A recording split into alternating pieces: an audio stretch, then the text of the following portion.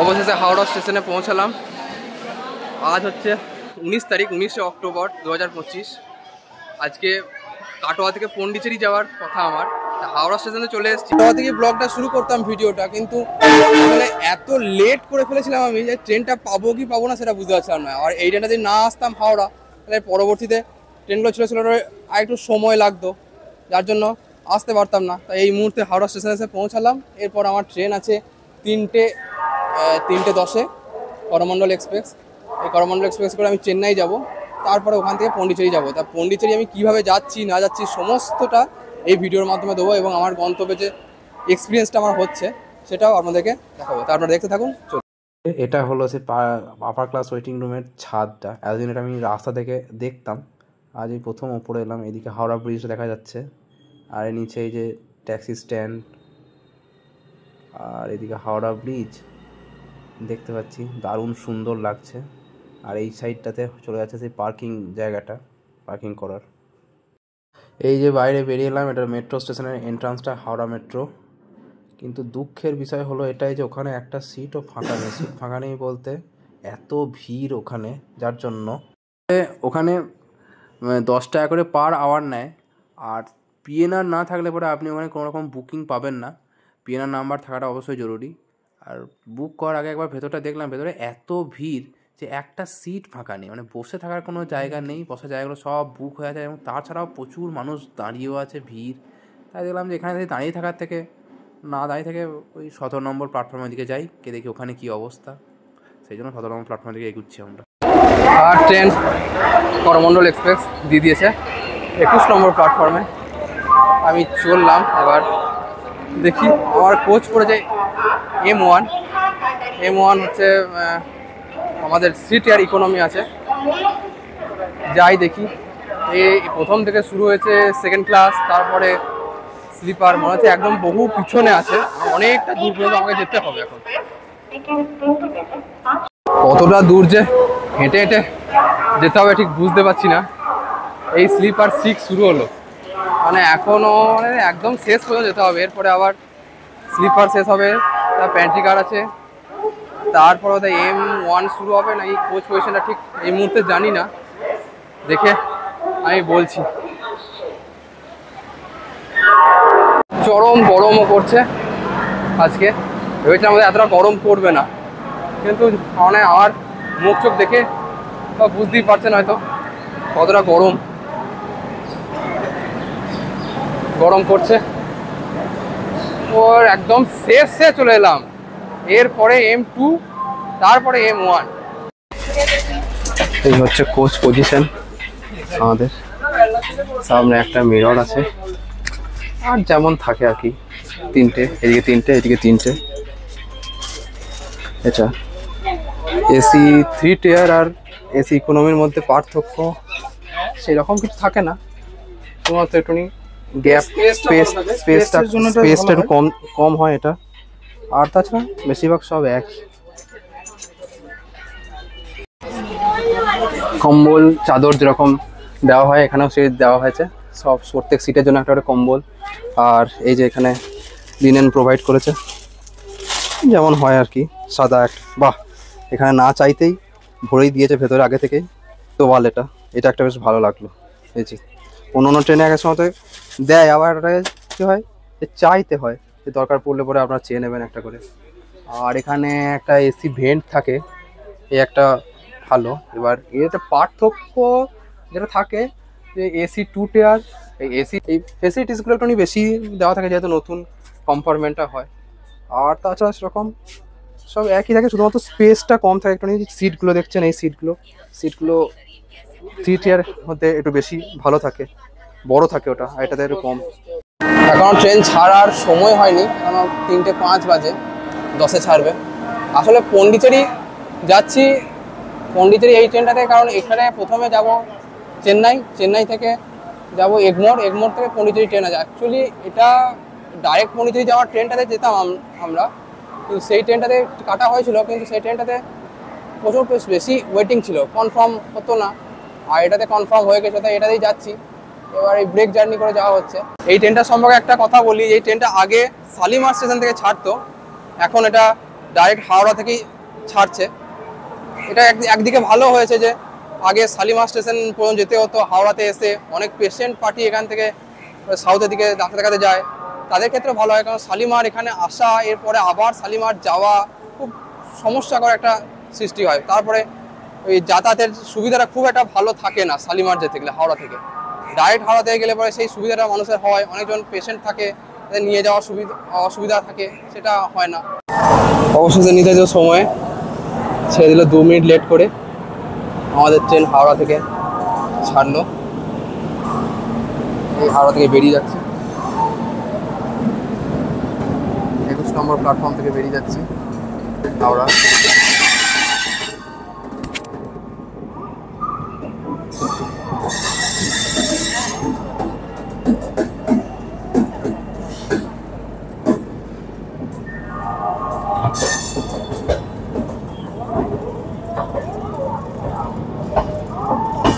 পরবর্তী স্টেশন হচ্ছে প্রথম স্টপ সাঁতরাগাছি জাংশন।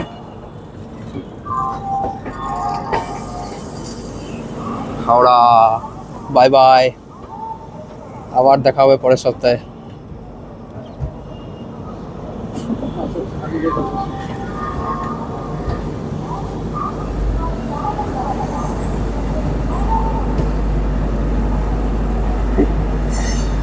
ভালো গরম আছে আজকে, গরম করছে, আর রোদটাও এই দিকেই পড়ছে। এই হচ্ছে ট্রেনের বাইরে কাঁচটা, যেখানে একটা বেসিন দেওয়া আছে। এখানে জল এখনো পড়ছে। চলুন বাথরুমটা আবার দেখি। এখনই তো দেখা যাবে, এরপরে তো আর দেখা যাবে না আশা করি। এই তো এইরকম হ্যান্ডেল দেওয়া আছে, ইন্ডিয়ান স্টাইল বাথরুম, একটা বেসিন, একটা কাঁচ দেওয়া আছে, ঠিক আছে কাঁচটা, আর একটু নোংরা আছে। এই যা হ্যান্ড শাওয়ার দিয়েছে, এই হ্যান্ড শাওয়ার বলছে, হ্যান্ড ওয়াশ, হ্যাঁ পড়ছে, ঠিক আছে, কোনো অসুবিধা নেই। এখনো পর্যন্ত এই বাথরুমের যা অবস্থা, বাথরুমের মধ্যে দাঁড়িয়ে থাকা যাচ্ছে, কতক্ষণ এরকম অবস্থায় থাকবে সেটা ঠিক বলতে পারছি না। এখানে দেখছি এরকম একটা বাথরুম, আর একটা বাথরুম, এটা অন্যরকম স্টাইলে। এই যে বাবা, এটা খুলছেই না বাবা, এখন থেকেই অবস্থা। এই একটা, এটা ওইটার থেকে আরো বেশি পরিষ্কার এই বাথরুমটা। এখানে সেম একটা কল দেওয়া আছে, একটা হ্যান্ড ওয়াশ দেওয়া আছে, এখানে পড়ছে, একটা ওয়েস্টার্ন স্টাইলের ইয়ে দেওয়া আছে। এখানে ভাঙা, এটা যাই হোক প্লাস ভালোই কাজ করছে। আয়নাটা ছোট, কিন্তু ওইটার থেকে ভালো পরিষ্কার এই আয়নাটা। এই ট্রেন হাওড়া থেকে ছেড়ে প্রথম স্টপ হচ্ছে সাঁতরাগাছি জংশন, এরপরে পরবর্তী স্টপ সাঁতরাগাছি জংশন, তারপরে হচ্ছে খড়গপুর।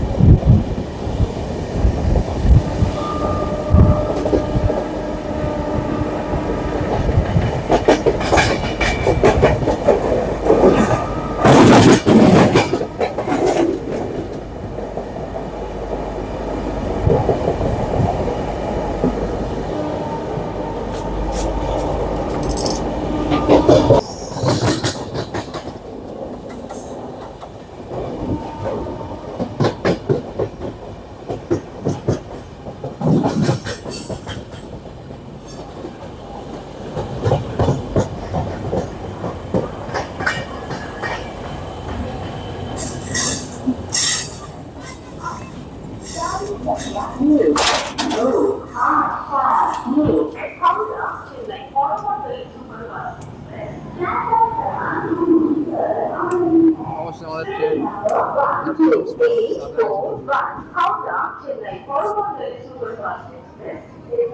অবশ্যই আমাদের ট্রেন 7 কিলোমিটার কভার করে তার প্রথম স্টপ সাঁতরাগাছি ঢুকে গেল। সাঁতরাগাছি পৌঁছালাম, এই হলো সাঁতরাগাছি স্টেশন। সাঁতরাগাছিটা 3 নম্বর প্ল্যাটফর্ম। এখানে শালিমার ট্রেন দাঁড়িয়ে আছে, যাবে না, এটা এমনি দাঁড় করানো আছে। 3 নম্বর প্ল্যাটফর্মে দাঁড়িয়ে আছে। সাঁতরাগাছি ছেড়ে বেরোচ্ছি, 3 নম্বর প্ল্যাটফর্ম থেকে ছেড়ে যাচ্ছে।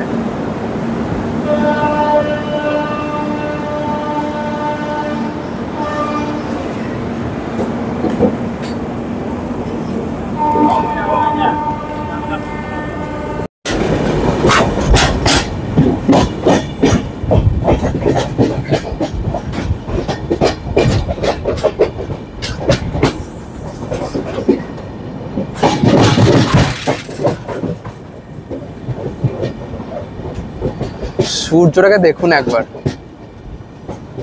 কি দারুণ লাগছে।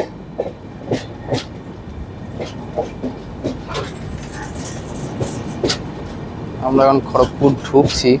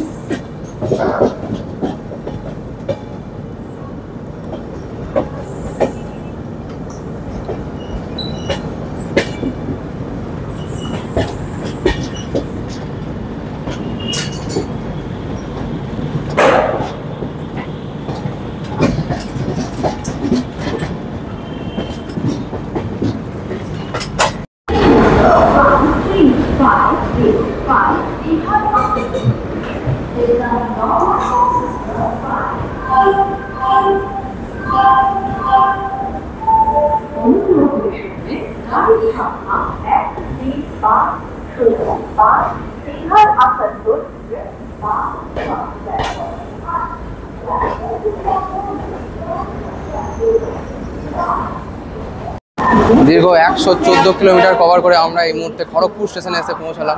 খড়গপুর জংশন বলা হয় খড়গপুর স্টেশনকে, তার কারণটা হচ্ছে খড়গপুর থেকে দুটো গুরুত্বপূর্ণ লাইন ভাগ হয়ে যায়। একটা হচ্ছে হাওড়া চেন্নাই লাইন, আর একটা হচ্ছে হাওড়া মুম্বাই লাইন। এই দুটো এখান থেকে ভাগ হয়ে যায়, সেই জন্য জংশন বলা হয়। আর এর পরবর্তী আমাদের স্টেশন হচ্ছে কেউকি-ঝাগপুর। এরপর 4 ট্রেন স্টেশন থাকবে, সেগুলো সব উড়িষ্যা রাজ্যে থাকবে। আর পশ্চিমবঙ্গ রাজ্যের এটাই শেষ স্টেশন, যেখানে ট্রেন দাঁড়াবে, আমাদের এই ট্রেন দাঁড়াবে। আমরা খড়গপুর স্টেশন ছেড়ে বেরিয়ে চললাম। আপাতত এখনও পর্যন্ত আমাদের ট্রেন একদম পুরো রাইট টাইমে আছে, না কোনো লেট আছে না বিফোর টাইমে, একদম রাইট টাইমে আছে ট্রেন। এই এলএইচবি কোচগুলো একটা কি ছাড়ার সময় এত ঝাঁকুনি দেয় না, এটাতে খুব সমস্যা হয়। বিশেষ করে এই দরজার সামনে দাঁড়িয়ে ব্লক করতে বা সামনে এই ফোন ধরে দাঁড়িয়ে থাকা, মানে যখন তখন ফর্ম করে পড়ে যাওয়ার একটা সম্ভাবনা থাকে, ভয় থাকে। সমস্ত স্টেশনে আমি কভার করার চেষ্টা করবো, মেন স্টেশনগুলো। আর কারণ সব স্টেশন কভার করতে গেলে ভিডিওটা প্রচুর বড় হয়ে যাবে, 1 ঘন্টার ভিডিও হয়ে যাবে। এখানে যতগুলো মেন স্টেশন আছে সেই সব স্টেশনগুলো আমরা কভার করবো এবং আমাদের দেখাবো। ট্রেনটা যাচ্ছে, ট্রেনটা খুব আস্তে আস্তে যাচ্ছে, স্পিড বলতে নেই বলতে গেলে। এইরকম করে যদি বজায় রাখে এটা, তাহলে আমার চেন্নাই গিয়ে আমার বাস হয়ে যাবে। কারণ আমার চেন্নাই নামার পর আবার এগমোর থেকে পন্ডিচেরি যাওয়ার ট্রেনটা আছে। প্রতিদিন ঠিকঠাক সময়ই ঢুকিয়ে দেয়, 5টায় টাইম, তার আগে হয়ে যায় 4:30 4টার সময় ঢুকিয়ে দেয়। তাই এইভাবে যদি যেতে থাকে তাহলে তো ঠিকঠাক সময়ের ঠিকঠাক সময়ের অনেক পড়ে যাবে। তা আমি ওই ট্রেনটা পাবো না, তাতে আমাকে আবার অন্যরকম প্ল্যান করতে হবে। দেখা যাক কী হয়। কী হলো, হঠাৎ করে ট্রেন দাঁড়িয়ে গেলো। এমনিতেই ট্রেন আমাদের লেট আছে 7-8 মিনিট। 7-8 মিনিট লেটটা এমন কিছু নয়, তবু 7-8 মিনিট লেট আছে।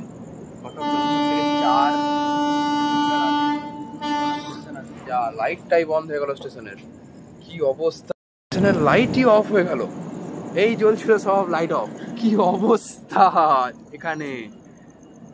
ওই ওভারব্রিজটাতে লাইটটা আছে, মানে ফুটব্রিজটাতে লাইটটা জ্বলছে, স্টেশনের লাইটগুলো হঠাৎ বন্ধ হয়ে গেল। জাস্ট ট্রেনের হর্নটা দিল, আর কি অবস্থা এখানে।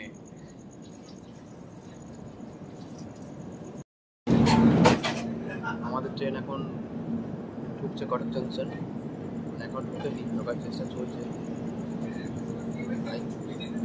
সামনে সিগন্যাল নেই, দাঁড়িয়ে গেছে ট্রেনটা। মাঝ মাঠে সিগন্যাল পাওয়া যায়নি কটক জংশন ঢোকার আগে, দাঁড়িয়ে চারিদিক অন্ধকার, দেখার সেরকম কিছু নেই।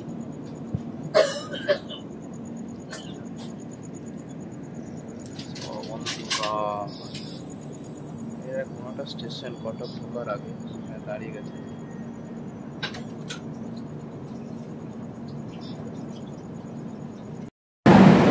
দীর্ঘ 10 মিনিট দেরি করে আমাদের ট্রেন এই মুহূর্তে উড়িষ্যার কটক জংশনে এসে পৌঁছালো। আর কটক জংশনের এটা এই মুহূর্তে 3 নম্বর প্ল্যাটফর্মে দাঁড়িয়ে আছে। এখন বাজে 9:25। 9:25 পুরোপুরি না, ওই 9:23 এরকম বাজছে। তা আমাদের ট্রেনে আসার কথা ছিল 9:13-তে, সেই জায়গায় 9:23-এ ঢুকলো। 10 মিনিট লেট আছে। আর এই কটক জংশনকে আমরা আর এক নামেও চিনি, যার জন্য সেটা হচ্ছে এই কটকে আমাদের জাতীয় ধান গবেষণা কেন্দ্র আছে, যার জন্য আমরা কটককে চিনি। রাতে খাবার জন্য প্যান্ট্রিকার থেকে খাবার অর্ডার দিয়েছিলাম, খাবার দিয়ে গেছে। আমি নিয়েছি 90 টাকার যে স্ট্যান্ডার্ড মিলটা হয় সেটা। এবার খেতে বসবো। যে খাবারটা অর্ডার দিয়েছিলাম সেই খাবারটা কীরকম কী হলো না হলো আমার সামনে খুলছি, কীরকম কী হয় না হয়। এই যে এইগুলো দিয়েছে, এটা হচ্ছে, এটা মনে হয় দই, এটা দই দিয়েছে। আর এটা তো যেমন দেয় রুটি আর এই যে এবার কেক কাটা হবে। উলু দাও রুটি, এই দেখো উলু দাও দিতে উলু দাও খাবার আসছে। এটা আইআরসিটিসি খাবারগুলোর কথা একদম শাহী পাকবান, একদম মোগলা এটা খেত না, মোগলরা সেই খাবার দিয়ে। দাদা খাবে না, আমি অর্ডার দিয়েছি, কারণ ও আগে বিরিয়ানি খেয়ে নিয়েছে, তাই ও খাবে না, শুধু আমি খাবো। তাই আমি খেয়ে তোমাদেরকে জানাচ্ছি কিরকম টেস্ট হয়েছে, মানে ফিডব্যাকটা আমি দেবো তোমাদেরকে। দেখি, একটা ম্যাঙ্গো পিকল আছে। ডালটা খাই, ডালটা খেয়ে দেখি কেমন হয়েছে, কেমন টেস্টটা। ডালটা বেশ ভালো। ডিমের কারিটা একটু খেয়ে দেখি, মনে হচ্ছে কটা ভালো হবে না, খুব টেস্টে লাগছে। যা ভেবেছিলাম ডালটা দিয়ে ভাত কটা খেতে হবে, বেশি ভালো লাগবে। এটাই ভালো। একটা জিনিস, এতটা দই দিয়েছে, টক দই, কী করবো কে জানে। তারপর আবার ম্যাঙ্গো পিকল, মানে এই দুটো একসঙ্গে খাওয়ার পর খালি বমি হয়ে যাবে আমার, এমন অবস্থা। এই দুটো না দিয়ে সেটাই হচ্ছে ব্যাপার, কম্বিনেশনটা খুব মারাত্মক কম্বিনেশন করেছে। ভালো, ডালটা দিয়ে ভালো লাগছে, ডিমের কারিটা একদম ভালো না। আর ডিম যেমন হয় সিদ্ধ সেরকমই দিয়েছে।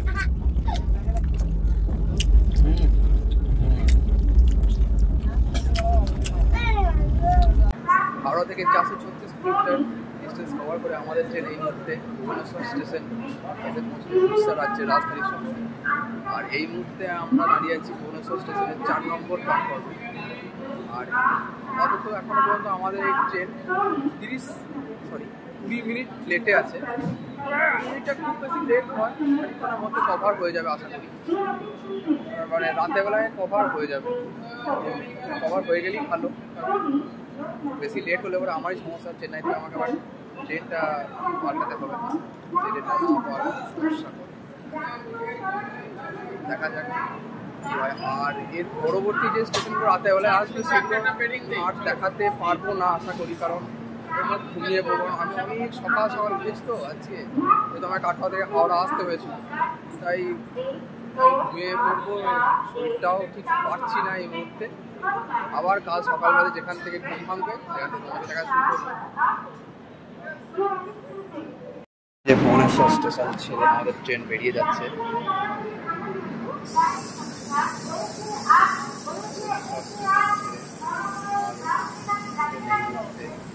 4 নম্বর প্ল্যাটফর্ম থেকে বেরিয়ে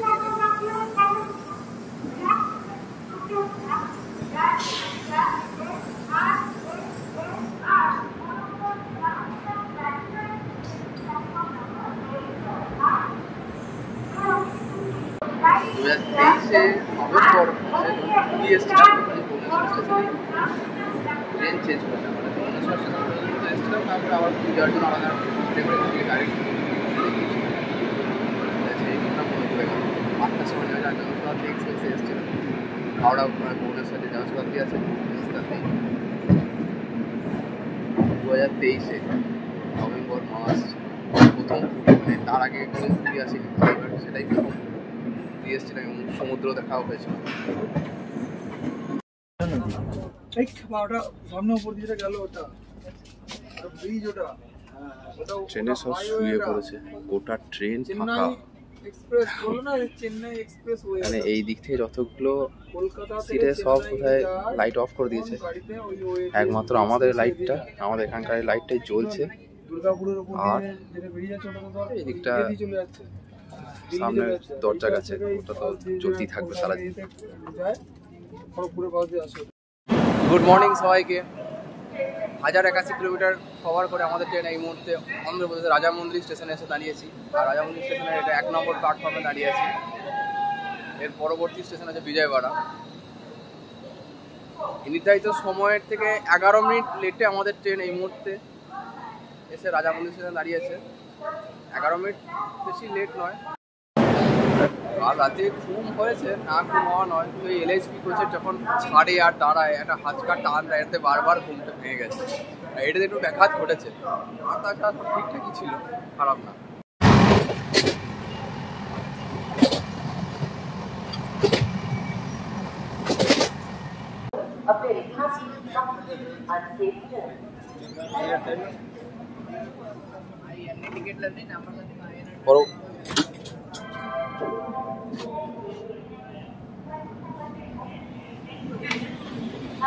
এই সাথে আমাদের ট্রেন রাজামন্দির স্টেশন ছেড়ে বেরিয়ে যাচ্ছে। রাজামন্দির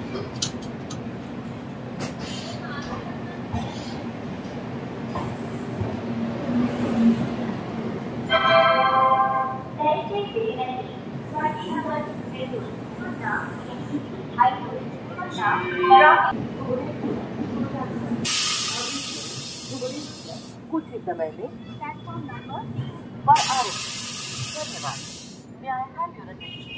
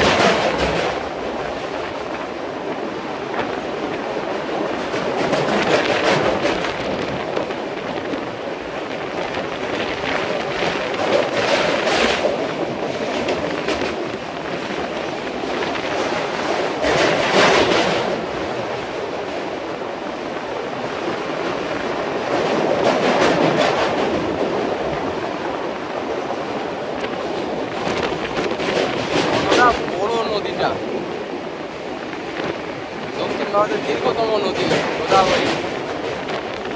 এই ব্রিজটার একটা ইয়ে আছে, এর ওপরে কিন্তু রোড ব্রিজ আছে, যে ট্রেন যাচ্ছে ওপর দিয়ে রোড ব্রিজটা আছে।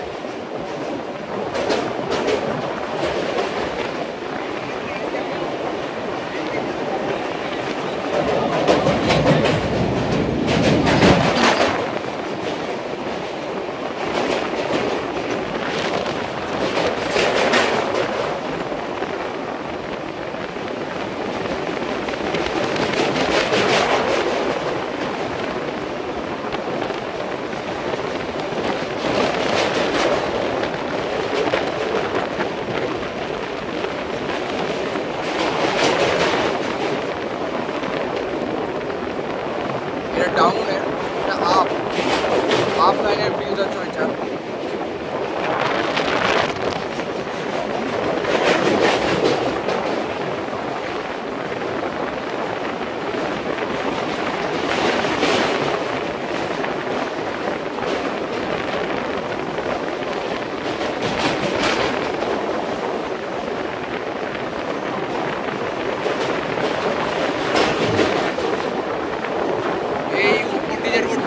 ভেঙে গেল, ট্রেন লাইনটা সাইডে চলে যাচ্ছে, রোড ব্রিজটা এতক্ষণ এটা উপর দিয়ে এসেছিল, সাইড দিয়ে আবার চলে গেল রোডটা, আর ট্রেন লাইনটা সাইড দিয়ে ভেঙে গেল।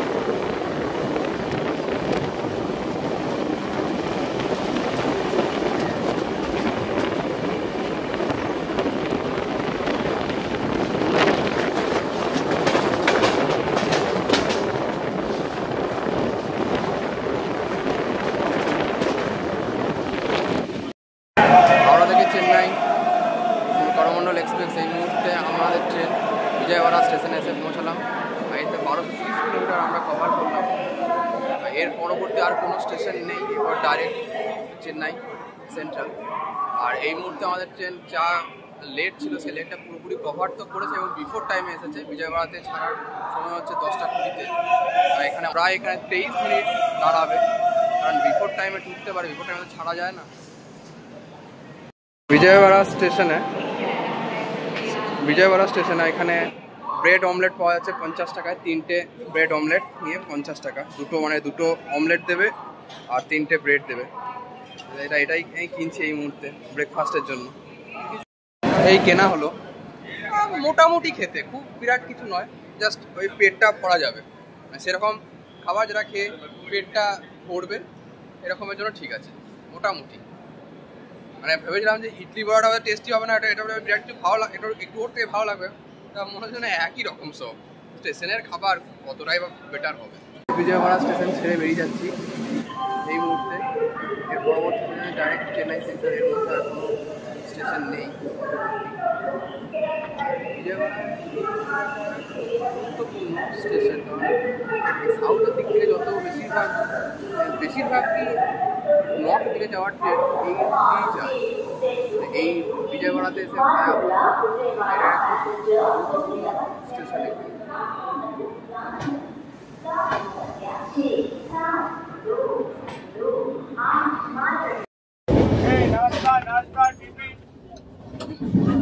ब्रेड ऑमलेट सब्जी उपमा ब्रेड ऑमलेट पूरी सब्जी उपमा। করমণ্ডল এক্সপ্রেসের স্লিপার নেই, খুব ভিড় হয়, তাই একবার দেখে আসি যে স্লিপারের অবস্থাটা কীরকম আর কতটা কি এখন পরিস্থিতি কীরকম আছে। চললাম দেখি কীরকম পরিস্থিতি আছে, স্লিপারের অবস্থাটা একবার দেখি।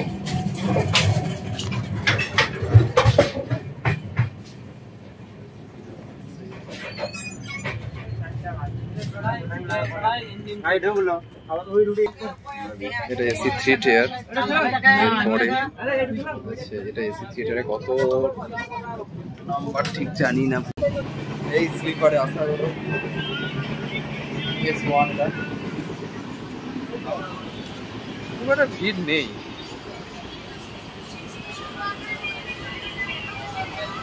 খুব একটা সেরকম ভিড় নেই এসিতেও, স্লিপারেও ফাঁকা ফাঁকাই আছে, যেটা ভাবা হয়েছিল যে একদম যাচ্ছে তাই ভিড় হবে।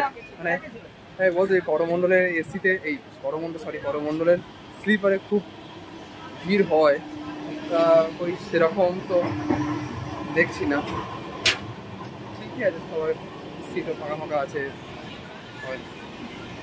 কারণ বহুদিন আগে একবার আমি এসেছিলাম বিশাখাপত্তনম থেকে কালিমা পর্যন্ত, আমি সাঁতারগাছিতে নেমে পড়েছিলাম, এত ভিড় হয়েছে বিশাখাপত্তনম থেকে যে মানে কি বলবো, বাথরুম যাওয়া যায়নি এরকম অবস্থা।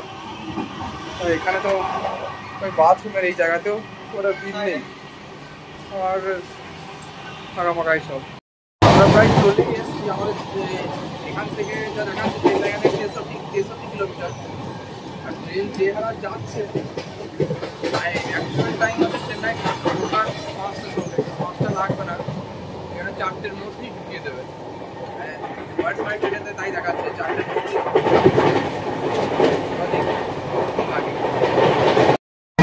মাত্র বুঝতে ছুটছে, দারুণ 130।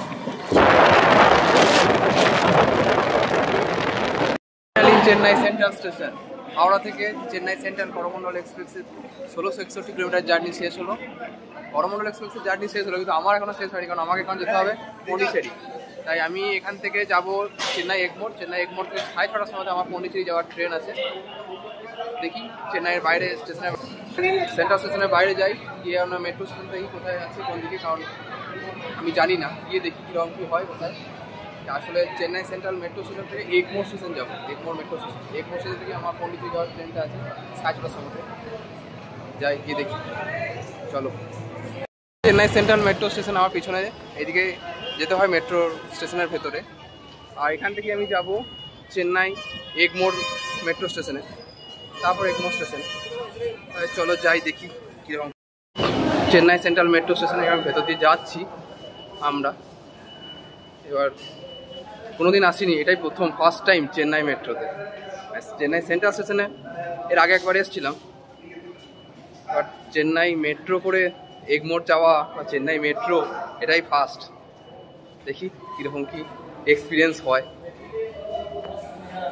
মাত্র আমি সেন্ট্রাল মেট্রো স্টেশন থেকে এই চেন্নাই এগমোর মেট্রো স্টেশনে এলাম, এই যে এই থেকে বেরোলাম।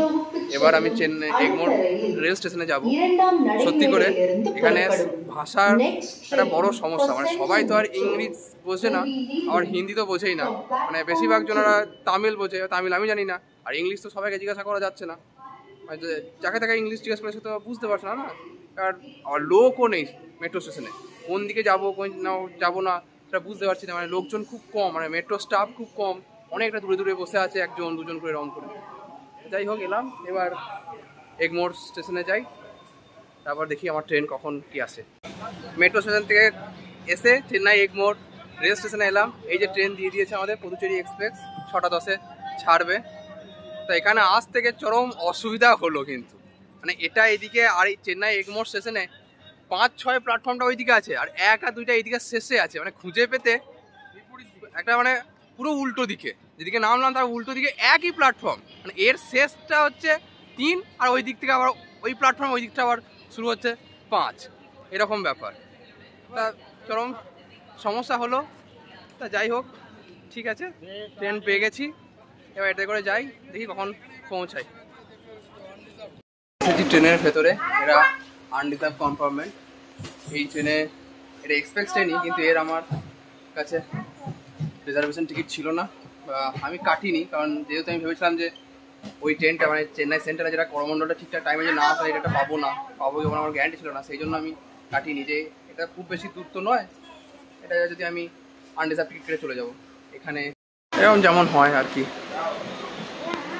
এই যে আমার সিট আমি পেয়ে গেছি, ফাঁকা ফাঁকাই সব আছে, জানি না এরপরে কি হবে। চেন্নাই এগমোর থেকে আমাদের ট্রেন পন্ডিচেরির উদ্দেশ্যে ছেড়ে যাচ্ছে। Bye bye Chennai Egmore station, চলুন আবার দেখা হবে পন্ডিচেরি স্টেশন, তার আগেও দেখাবো যদি দেখানোর মধ্যে যদি থাকে। চেন্নাই এগমোর থেকে আমরা 158 কিলোমিটার কভার করে এই ভিল্লুপুরম জংশনে এলাম। এখান থেকে এখনও 37 কিলোমিটার দূর পন্ডিচেরি। দেখি কখন পৌঁছাই, 10টায় তো রাইট টাইম আছে, দেখা যাক, যদি লেট না হয় তাহলে আশা করা যায় 10টার মধ্যে পৌঁছে যাবো। চলো পন্ডিচেরি স্টেশনে গিয়ে দেখা হচ্ছে তোমার সাথে। নামলাম, এই আমার জার্নি শেষ হচ্ছে, মানে হলো বলা যেতে পারে। পন্ডিচেরি কাটোয়া থেকে পন্ডিচেরি জার্নি শুরু হয়েছিল, আজ পন্ডিচেরি নামলাম এখনই 1 নম্বর প্ল্যাটফর্মে। এখন ঘড়িতে বাজছে 10টা 7, ট্রেন রাইট টাইমই এসছে। এরপর বেরিয়ে যাই, হোটেল জানি না, দেখি কীরকম কী হোটেল পাওয়া যায়, তোমাদের সঙ্গে আবার হোটেলে গিয়ে দেখা হচ্ছে তাহলে একবার। পন্ডিচেরি রেল স্টেশনে আমি নেমেছিলাম, তারপরে চলে এসেছি এই হোটেলের মধ্যে। চলো হোটেলের রুমটা এবার তোমাদের দেখাই কীরকম আছে। পন্ডিচেরি আমার হোটেলের রুম 202 নম্বর রুম, এই হচ্ছে রুম, এরকম, এটা এইরকম রুমটা হয়েছে। এখানে এসি আছে, টিভি আছে তোমার, আর এদিকে একটা জামা প্যান্ট রাখার জন্য একটা ওয়ার্ড্রপ আছে, আর একটা টেবিল আছে, এখানে সামনে কাঁচ আছে দেখা যাবে। আমি তারপরে এখানে একটা ড্রয়ারের মতো আছে জিনিসপত্র রাখার জন্য, এখানেও একটা তোমার ড্রয়ার আছে। এখানে টেলিফোনটা ছিল কিন্তু এখন আর কাজ হয় না, অতীত এটা।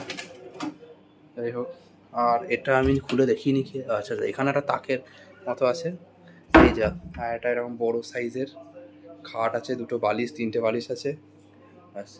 এই রুমটা আমার কাছে ভাড়া পড়ছে ওই 900 টাকার মতো। তোমরা এখানে এসে আরও রুম পেয়ে যাবে, খুঁজে একটু নিতে হবে, যা দাম বলবে তাতে একটুখানি নিজেদের মধ্যে কথাবার্তা বলে নিতে হবে, বার্গেন করতে হবে, তাহলেই হবে, পাওয়া যাবে, প্রচুর হোটেল আছে। চলো এই ভিডিওটা এই পর্যন্তই ছিল। এবার আমি আবার কাল থেকে পন্ডিচেরি ঘুরবো, পন্ডিচেরি কোথায় কি ঘুরছি না ঘুরছি সেই সমস্ত কিছু ভিডিও আমি তোমাদেরকে দেবো। তাই চলো আবার দেখা হচ্ছে পরের ভিডিওটাতে।